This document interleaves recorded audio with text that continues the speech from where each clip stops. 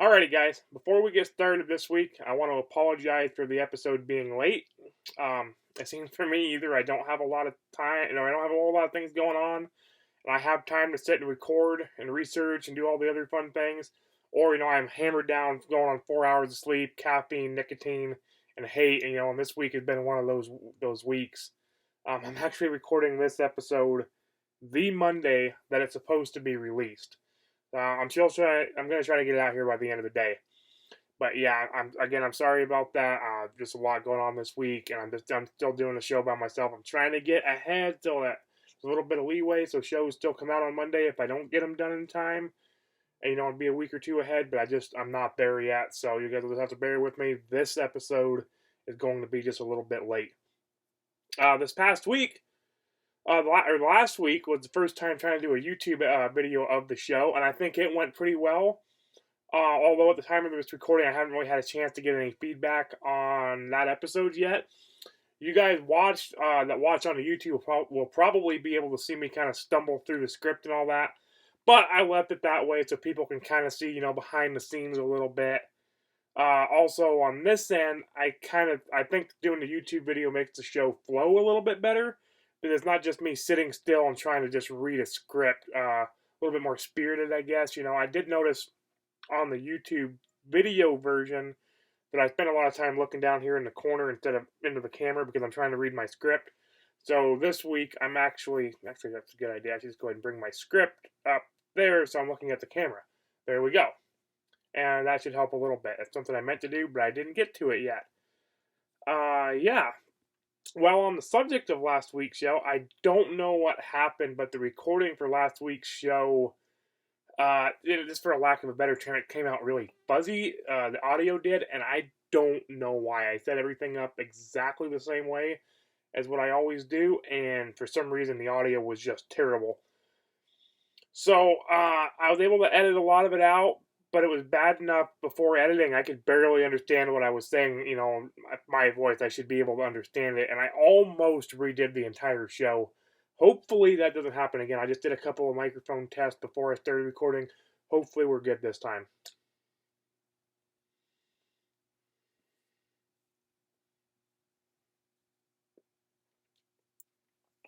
Also, while we're on the subject of editing, until I started listening to the show on a good headset and doing the editing, I never realized how much I smack my lips when I talk. And I gotta say, holy crap, is that annoying to listen to. I've been editing it out wherever I can, and I'll just focus on trying not to do that while I'm talking. A pop filter on the microphone might help a little bit, but I don't have one, so I'm just going to focus on trying not to smack my lips, and we will see how that goes.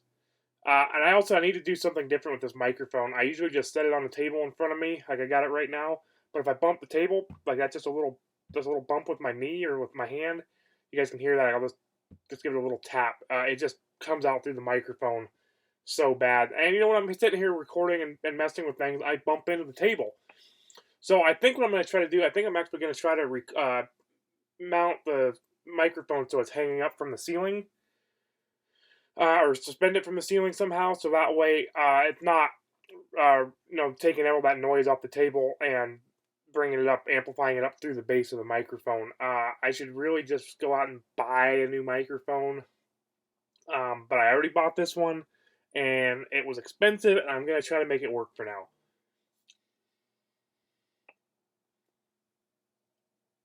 Especially since it wasn't cheap. Anyway, let's go ahead and move on. I did something I'm really super excited about this week. I mentioned a while back that I'd been looking for a road grader, and I finally made a deal on one. Hopefully everything goes through. We're waiting for the snow to melt so I can go out and pick it up and all that. But I made a deal on one. Actually, I made a deal on two of them. Neither one's been running in about 10 years, but with a little bit of work, I should be able to get them going. They're a little older than what I was wanting to get, but, I'll work with them. Both of them are Cat Model 12 diesels that were Army graders back in the day. They're both marked 1942 on the Army tags. But when I ran the serial numbers with Cat, I came up with a 1943 and the other one is a 1945. So I'm guessing like maybe they were ordered in 1942 when the Army just stamped their tags on them or whatever. But when I ran the actual CAT serial number, the 9K serial numbers, it came up with 1943, 1945. So these were probably used back in the day to help build the Alcan Highway. Probably not the initial Pioneer Trail, but with the resurfacing and improvements of the road, I'm sure these worked on that road back in the day before it was opened up to the public. So yeah, we'll have to see what they how they work out. I really wanted something like a Champion 740, hydraulic operated grader, but I got a really good deal on these two, so I went ahead and I made the deal on them. I figured when I get both running, I can sell the rougher of the two and make a little bit of profit on it and keep the other and put it to work, or maybe I'll just keep both of them so that way they're a little older. If they break down, still be able to have one up and running. But yeah, either way, I'm pretty excited for the snow to melt so I can go over there and pick them up and start working on them. It blows my mind how much work they used to get done back in the day with these little low horsepower engines and this equipment. Both these graders being 9K series, they would have come with a 6-cylinder Cat D4600, which is a 7.7 liter engine, and those came stock and produced a mind blowing 75 horsepower at the flywheel. The 1945, the newer of those two graders, comes with numbers matching original D46 engine, or the D4600 engine, but the older one, in 1943, it has tags on it saying that it was rebuilt by CAT or the Army or somebody in 1956, and it has the newer 70D series D318 engine in it, which is a 8.6 liter engine producing 115 horsepower at the flywheel. Now, these are naturally aspired engines. They could be turbocharged and, probably double the horsepower out of them. The D317, I think you can put a turbocharger on. I don't know if I'd do it on the 4600. I don't think I'm going to put a turbocharger on either one of these. For what I'm wanting to do with them, they'll be fine. Just a little bit of road maintenance, snow removal, that kind of stuff. They work the way they are for, 1945 to 2005, 60 years, 2015, 70 years, so 77 years, something like that. They've been, they've been working with those engines, so they'll be fine. Up until 10 years ago, they actually used to maintain the city roads here in Delta. So if they were good enough for that, they'll be good enough for what I need to do.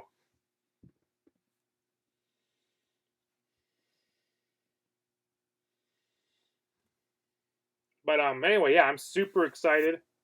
Get that ash off the table before I continue. But anyway, yeah, I'm super excited to pick these machines up and get them running.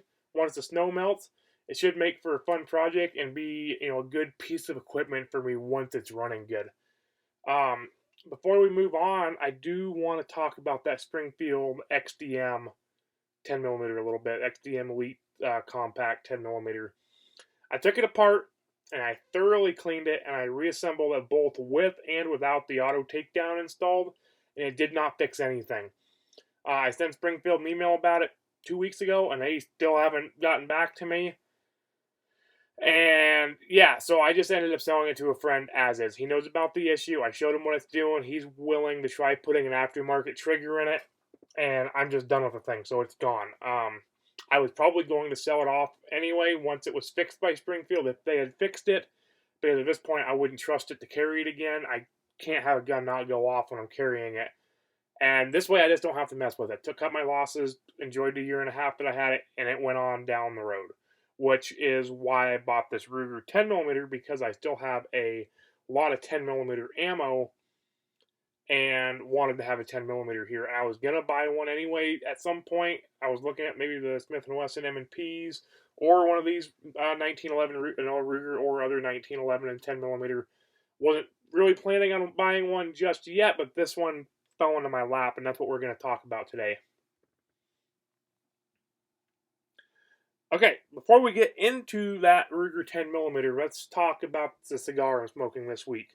I let my wife select the cigar again, and as soon as I saw what she picked, I had to grab the other one out of the pack and smoke it to prepare myself because I expected it to be bad.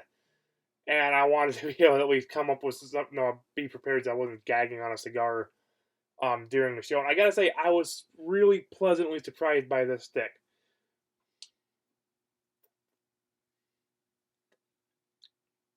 So she once again chose a cigar from that Tatiana sampler pack I bought. And this time she chose the Tatiana Cinnamon. And now this might be from my teenage years, but when I hear cinnamon flavored, I immediately think of Fireball whiskey, and no, thank you, no. While I have had whiskey and bourbon flavored cigars that I quite enjoyed, I do not enjoy Fireball in the least. So I had very low expectations for this cigar.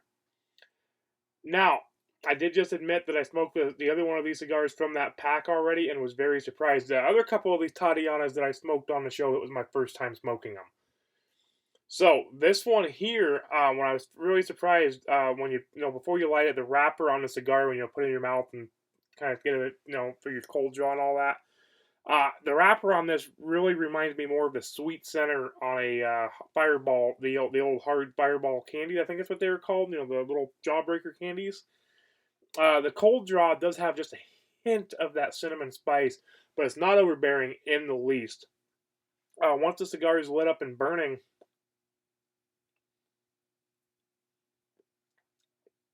it's really quite a mild cigar with just a hint of cinnamon and spice, and when you reach your hail, and a little bit of sweetness.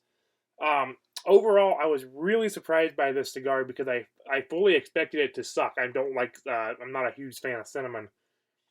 But I did enjoy those Fireball candies as a kid, and I haven't had one in probably 10 years. But this is not a bad cigar at all, and I would smoke it again.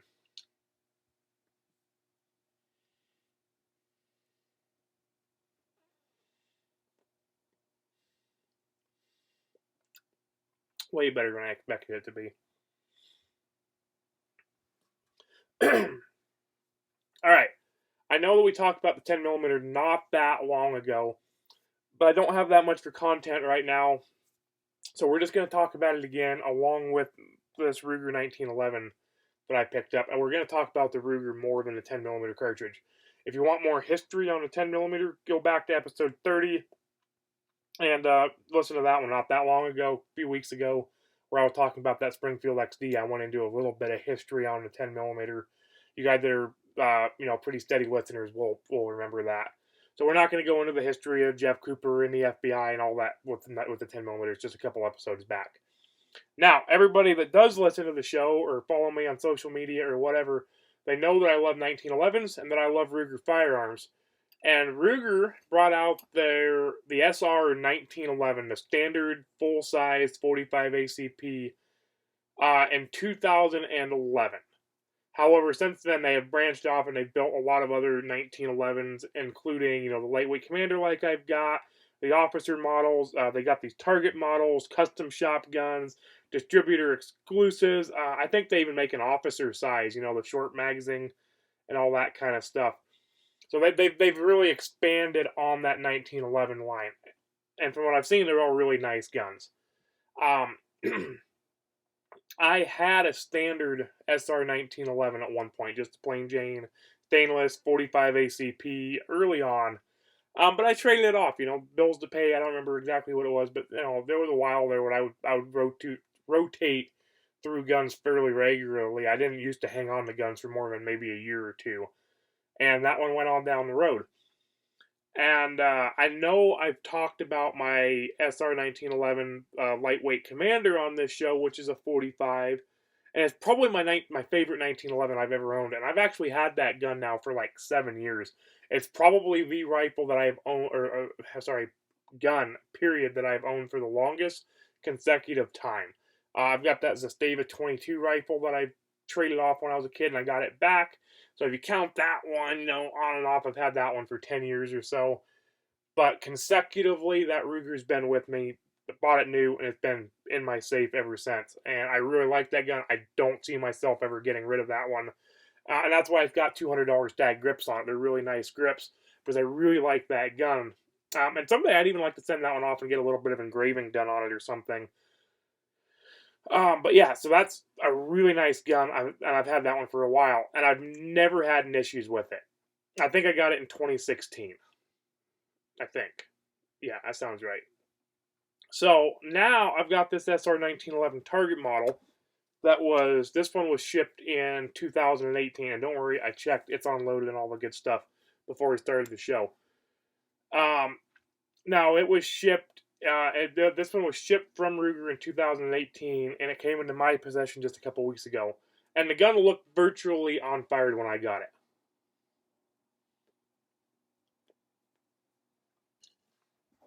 Let's go ahead and double check that it is indeed unloaded before we continue. It is. We're good. So Ruger introduced the 10mm SR1911 Target model in 2017, and as far as I know, it is the only semi-auto that they have ever offered in the 10mm chambering. Now, in my opinion only, take it with a grain of salt, but from the 1911s that I've had handled, shot, all the good stuff, Ruger makes the best 1911 on the market for the money. I'm not saying they make the best, but for the price range. Most of their 1911 pistols fall under $1,000 market price. And there's a lot of good features on the Rugers that I like the plunger tube. You know, you look at the plunger tube right here, where you're for your grip safety or for your safety and your slide stop and all that good stuff. That is part of the frame. It's not staked in like the older Colts are. It is actually internal. It is part of the frame. It can't come off. It can't come loose. And it's there's other little things like that make these really high quality guns. I've mentioned I've had my lightweight Commander now for about 7 years, I think, and I've never had a single hiccup with it. Even filthy daily carries, shooting, whatever. That gun has never had a misspeed. It's never had a hang up. It's never had a misfire. That gun works every time I pull the trigger. So I have actually wanted one of these Ruger Target models since back in the day when I was shooting USPSA. Although I wanted the 45 or the 10mm. Or I'm sorry, the 9mm.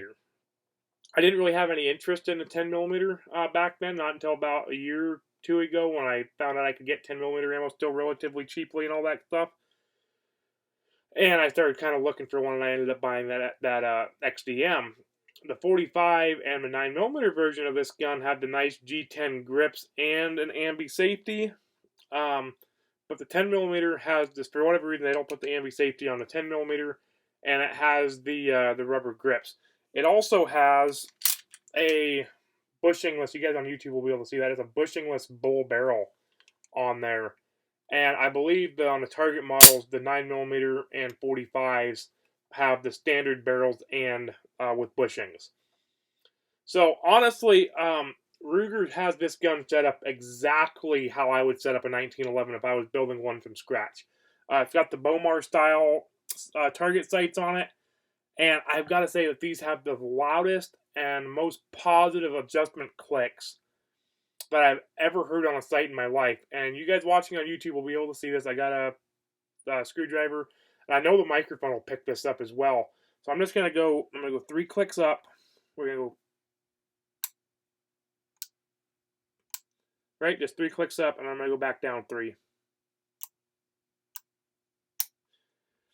So you guys can hear is how loud those clicks are. I'm hard of hearing, and I was really surprised when I went to adjust the sight on this gun, and I could hear it even with my hearing protection on. That's rare for me. You know, normally I can kind of feel the clicks. You know, you adjust sights enough, you can kind of feel the clicks on them. I was super surprised to be able to hear them on this gun.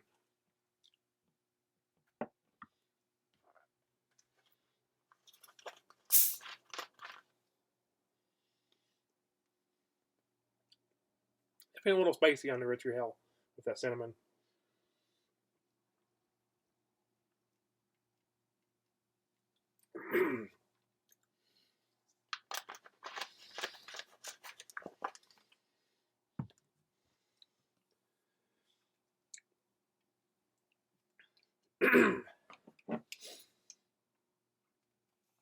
Now, excuse me.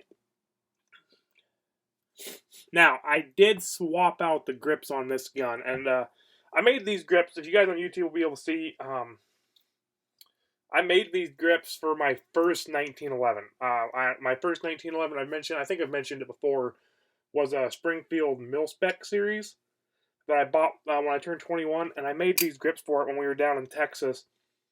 And they've been on just about every 1911 I've had since then. I really hate rubber grips. These came with they were Hogue rubber grips. And I hate rubber grips up here, especially.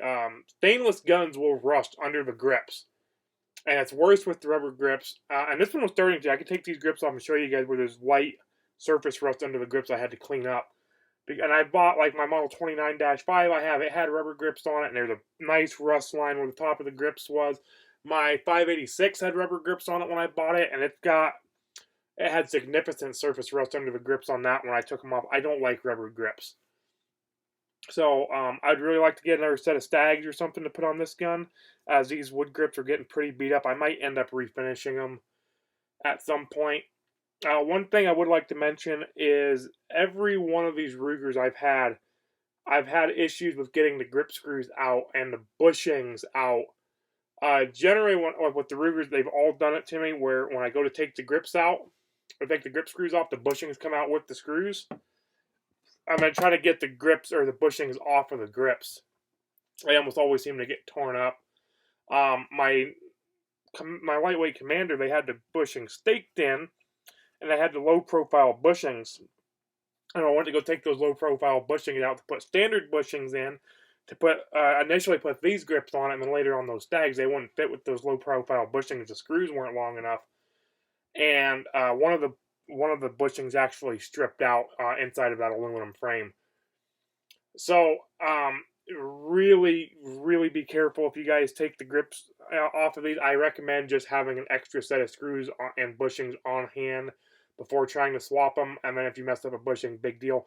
The bushing sets for these bushings and screw sets for 1911s are about $15. Wilson Combat makes them. Just about everybody else makes them. Just to have a set on hand. If you have 1911s, keep a set on hand anyway. Because eventually, if you take the grips off enough, you're going to pull a bushing out with it, and you're going to mess that bushing up most likely trying to get that screw out of that bushing with the grip off of the gun. Sometimes I've been able to take and screw the bushing and screw back down tight into the gun. I'm going to loosen back up the screw and get it out. But generally, I end up having to take a pair of pliers and get the bushing. And it doesn't happen very often, but both the full-size Rugers I had issues with it. So just something to keep in mind. Nothing against the gun. Good guns. Just part of changing the grips on these is what I consider it. Okay, so now I need to talk about the trigger on this gun. 1911s have naturally good triggers.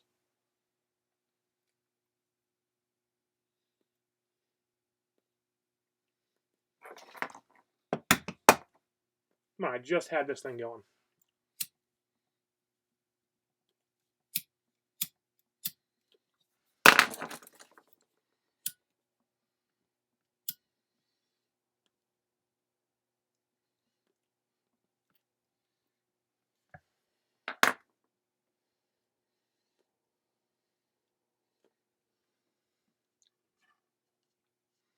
Now, while some of the cheaper ones, like the Rock Islands and that kind of stuff, can be a little on the creepy side, most quality guns have good trigger pulls.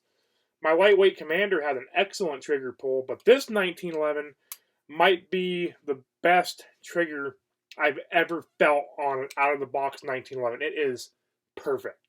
Almost no take-up. I mean, you guys hear, just a little bit of take-up there. No, just almost none.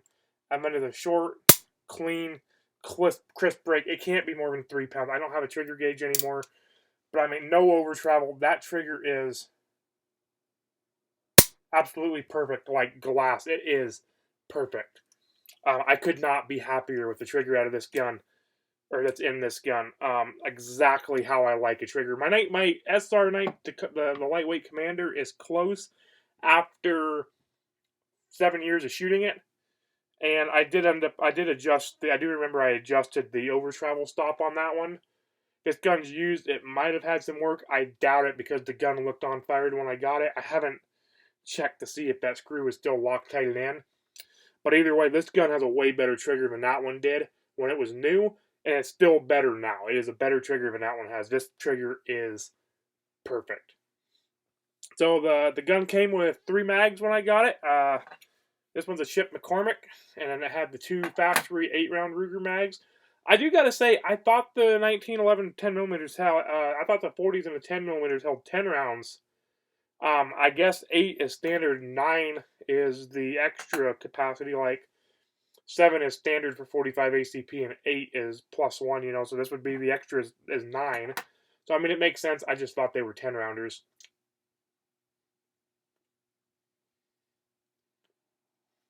Now, I have only shot a couple of boxes of ammo through this gun. You know, I just got it a couple weeks ago. I haven't had a whole lot of time to shoot it a whole bunch yet, but it is accurate. I haven't done much shooting this past winter, especially handgun shooting, as bad as I hate to admit it. I haven't just sat down like target shot.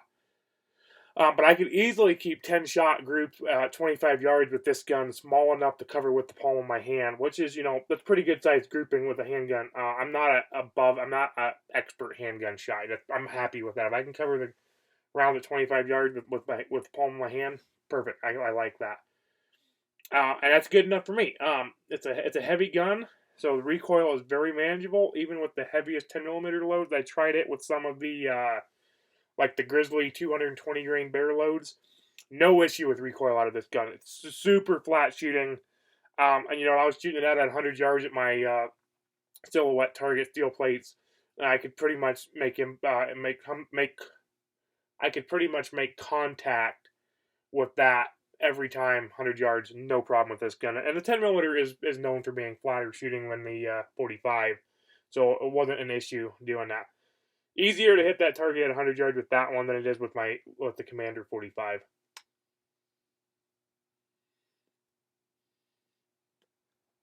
And other than that, I don't really have a whole lot to say about this gun. I really like the gun. Wish I had a little more for you guys this week. Maybe, you know, after I shoot the gun a little bit more, we might touch on it again at some point. I'm sure you guys will hear about this gun again. This is one I've wanted for a while. I don't see it coming out of my collection anytime soon unless something really bad happens. So, yeah, super excited about this gun, and I look forward to sharing it with you guys.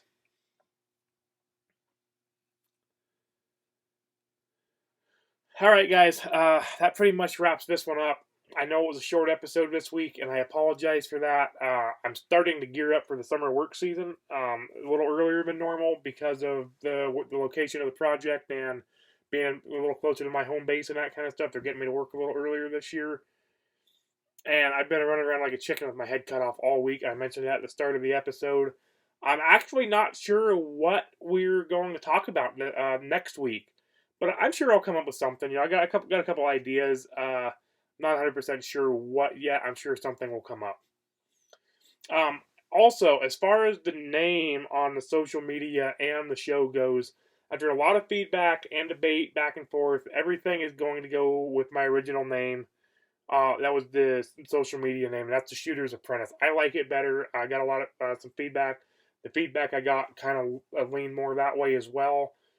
So all the social media, it will be after this episode comes out, but all the social media that I haven't changed over to the Mountain Man Dan Show is going to go back to the Shooter's Apprentice, and the show will be renamed the Shooter's Apprentice Podcast.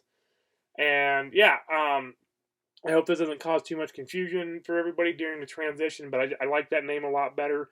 Like I said, when I first started doing the show, Nick was, you know, when we first started this show, it was me and Nick, and we used to talk to each other. I'd call him, or he'd call me at least once a week. Normally, he'd call me, and we'd talk on the phone for an hour or two about guns. And after a while, it's just like, hey, you know, we're doing this anyway. We're having fun. Maybe other people would like to listen in on these conversations. As you listen to very early episodes of the show, that's basically what it was. It's basically a phone call recording, us talking, BSing about guns or whatever. And then, you know, and then the show was kind of evolved into what I'm doing now. You know, Nick got busy, I got busy. We couldn't meet up every week. We had little hiatuses where we weren't doing anything. We tried to get back together. And then I tried, even with him, I tried to like pick a subject and stick with it to be more informative instead of just talking about whatever. and it's evolved into what it is now. So when I first started the show, that was the Mountain Man Dan show. It was my show. I wanted to make sure everybody knew it was my show. And yeah, and now, you know, if Nick comes on the show, we've been talking about trying to do a show together again. It hasn't happened yet, but it's my show now. I mean, everybody knows me. I'm doing the show solo most of the time. If I have a guest or Nick or somebody like that, it's not as big of a deal. And I like the name The Shooter's Apprentice better. And from what I've seen from you guys like that better as well. So we're going to go ahead and go back to that.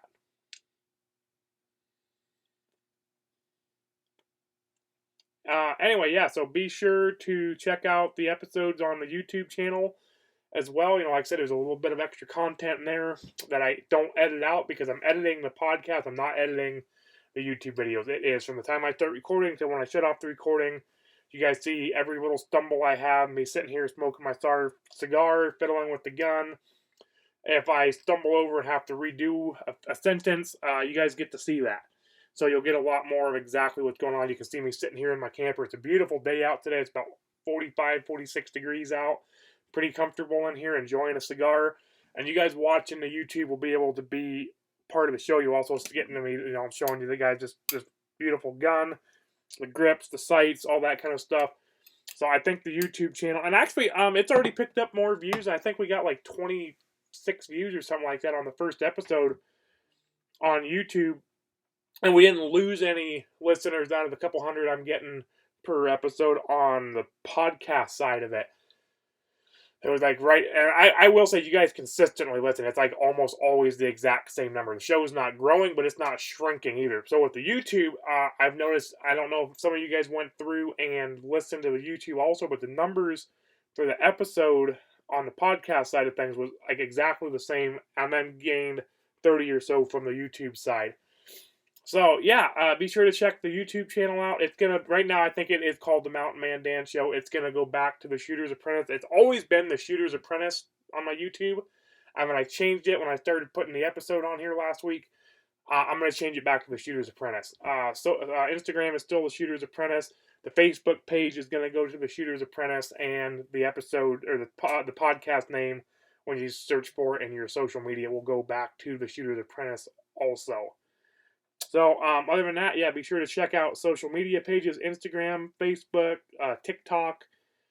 I don't do a whole lot of gun stuff on TikTok. I think I put up a couple gun videos on there a couple weeks ago, though. I put the same video up on Instagram, but, you know, shooting empty casings with the 9mm with that Glock 19. So, and then as always, if you guys have any questions, comments, whatever, feel free to email me. It's dansgunstuff@gmail.com. I looked into doing that text thing a little bit more, and there's a few services out there that'll do what I want to do, but they're cost. They're like $25-$30 a month. I'm not making any money with the show right now, so I'm not going to invest any more money into it than I have to. $25 a month, that's $300 a year? Yeah, I'm just not going to do that right now for a tech service. You know, if we get to where we're getting some sponsors on the show and this, that, and the other, we have a little bit of money to spend, I might, because I really like being able to interact with you guys. But for right now, you guys can interact with me on social media. You can comment on YouTube. You can comment on Instagram. You can send me an email, the Facebook page. Some of you guys that listen to the show have my phone number. If you have my personal phone number, feel free to send me a text. I'm not against you guys sending me a text. So yeah, I'm not going to put my personal phone number out on the show, but if you guys happen to have it for some reason, feel free to send me a text. I've always enjoyed chatting with you guys. So, that all being said, I'm going to go ahead and get this one wrapped up. Thanks again for watching, and until next time, stay safe out there, and don't shoot yourself in the foot.